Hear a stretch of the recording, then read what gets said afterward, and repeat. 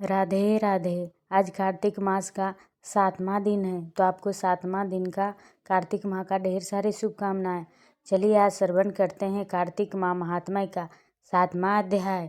नारद जी ने कहा, हे राजन, कार्तिक मास में व्रत करने वाले के नियमों को मैं संक्षेप में बतलाता हूँ, उसे आप सुनिए।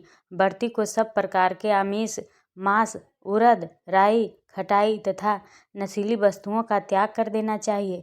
व्रती को दूसरे का अन्न ग्रहण नहीं करना चाहिए, किसी से द्वेष नहीं करना चाहिए और तीर्थ के अतिरिक्त अन्य कोई यात्रा नहीं करना चाहिए। देवता, वेद, ब्राह्मण, गाय, व्रती, नारी, राजा तथा गुरुजनों की निंदा भी नहीं करनी चाहिए। व्रती को दाल, तिल, पकवान व दान किया हुआ भोजन ग्रहण नहीं करना चाहिए। किसी की चुगली या निंदा भी नहीं करनी चाहिए। किसी भी जीव का मांस नहीं छूना चाहिए। पान, कत्था, चूना, नींबू, मसूर, बासी तथा जूठे अन्न का भी प्रयोग नहीं करना चाहिए। गाय, बकरी तथा भैंस के अतिरिक्त अन्य किसी पशु का दूध नहीं पीना चाहिए। कांस्य के पात्र में रखा हुआ पंच गव्य बहुत छोटे घड़े का पानी तथा केवल अपने लिए ही पका हुआ अन्न प्रयोग करना चाहिए। कार्तिक माह का व्रत करने वाले मनुष्य को सदैव ब्रह्मचर्य का पालन करना चाहिए। उसे धरती पर सोना चाहिए और दिन के चौथे पहर में केवल एक बार पतल में भोजन करना चाहिए।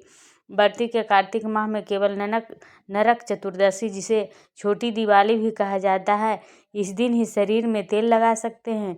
कार्तिक माह में व्रत करने वाले मनुष्य को सिंघाड़ा, प्याज, मट्ठा, गाजर, मूली, काशी फल, लौकी, तरबूज इन वस्तुओं का प्रयोग बिल्कुल भी नहीं करना चाहिए। रजस्वला, चंडाल, पापी, मलेच्छ, पतित, व्रतहीन, ब्राह्मण द्रोही तथा नास्तिकों से बातचीत नहीं करनी चाहिए। भगवान विष्णु को प्रसन्न करने के लिए अपनी शक्ति के अनुसार चांद्रायन आदि का व्रत करना चाहिए और उपयुक्त नियमों का पालन करना चाहिए। व्रती को प्रतिपदा को कुम्हड़ा, द्वितीया को कटहल, तृतीया को तरूनी स्त्री, चतुर्थी को मूली, पंचमी को बेल, षष्ठी को तरबूज, सप्तमी को आंवला, अष्टमी को नारियल, नवमी को मूली, दसवीं को लौकी, एकादशी को परवल, द्वादशी को बेर, त्रयोदशी को मट्ठा, चतुर्दशी को गाजर तथा पूर्णिमा को साग का प्रयोग नहीं करना चाहिए।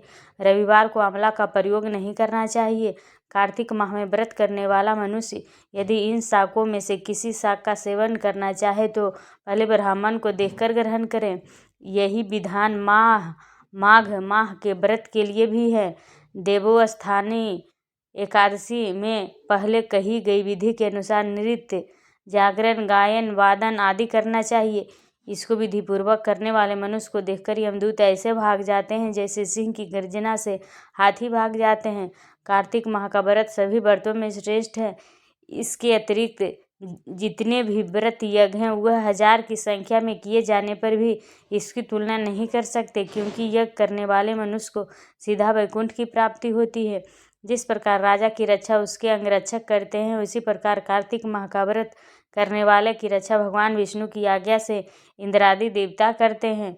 व्रती मनुष्य जहाँ कहीं भी रहता है वहीं पर उसकी पूजा होती है, उसका यश फैलता है। उसके निवास स्थान पर भूत, पिशाच आदि कोई भी नहीं रह पाते। विधि पूर्वक कार्तिक माह का व्रत करने वाले मनुष्यों के पुण्यों का वर्णन करने में ब्रह्मा जी भी असमर्थ हैं।